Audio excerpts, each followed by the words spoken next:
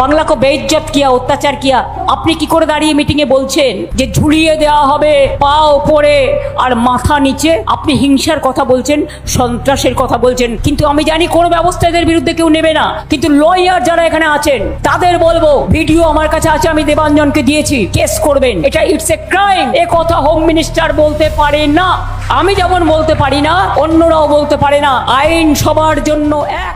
আবার বলছে ঝাল লেগেছে।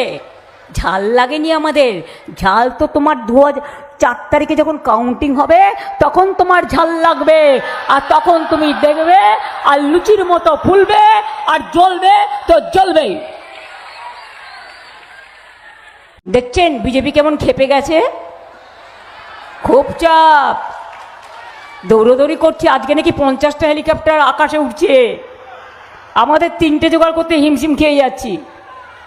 50টা হেলিকপ্টার, 19টা চিফ মিনিস্টার, গভর্নমেন্ট অফ ইন্ডিয়ার সব minister, CRPF, CISF, ITBP, BSF, আবার মিলিটারি কি যেন বলে এগুলোকে, কি গাড়ি, সাজোয়া গাড়ি, সাথে ইডি, ইনকাম ট্যাক্স, এনআইএ, সব নিয়ে চলে এসছে। মধ্যরাতে গুপ্ত তাণ্ডব করছে। চিফ সেক্রেটারি বাঙালি মহিলা, ওরা অ্যান্টি উইমেন। আগে নিয়ম ছিল আমাদের স্টেট গভর্নমেন্টের কাছে লিস্ট চাইতেন, আমরা 3টে করে নাম পাঠাতাম, তার থেকে ওনারা সিলেক্ট করতেন। এ সুমোটো যেন মগের মুলুক, যেন দিল্লি কা লাড্ডু, যেন জমিদারি। নন্দিনী চক্রবর্তী সিএস ছিল, একজন বাঙালি মহিলা। আপনারা অ্যান্টি বেঙ্গলি শুধু নয়, অ্যান্টি হিন্দুও, অ্যান্টি হিন্দিও, আমি প্রমাণ করে দিচ্ছি। আপনারা নন্দিনী চক্রবর্তীকে রাত্রি 12:30টার পরে তাণ্ডব করে তাকে ঘাড় ধাক্কা দিয়ে বের করে দিলেন। একবার রাজ্যকে জিজ্ঞেস করার প্রয়োজন মনে করলেন না, বিজেপি দালালি করতে গিয়ে। ঠিক আপনাদের, লজ্জা আপনাদের। 2, হোম সেক্রেটারিও বাদ, তিনি তো নন বেঙ্গলি, কেন বাদ হলো? ডিজি কে ছিলেন? পীযূষ পান্ডে, এক কথায় বাদ, তিনি তো নন বেঙ্গলি ছিলেন। সুপ্রতিম কে ছিল কলকাতা পুলিশ কমিশনের? বাঙালি ছিল। বিনীত গোয়েল কে ছিল? নন বেঙ্গলি ছিল। তার মানে আপনারা শুধু বাংলা নয়, নন বেঙ্গলি এফিসিয়েন্ট অফিসারদেরও বাদ দিয়েছেন।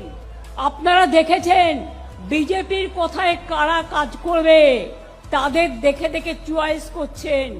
কিন্তু জেনে রাখুন, বিনাশকালে হারিয়ে দেবো আগামী দিন। পরশুদিন যেমন হারিয়েছি, আগামী দিন পুরো হারাবো। মনে রাখবেন, বাংলাটা শুধু জিতিয়ে দিন। আমি বলেছিলাম বাংলাকে টার্গেট করলে দিল্লিকে টার্গেট করব। পরশুদিন তার প্রমাণ আমি করিনি, আমার মা বোনের আশীর্বাদ, শুভেচ্ছা, দোয়া, বলে বাবা পার করেগা, বিজেপি কো দূর করেগা, সব করেছে। আমি কিছুই করিনি।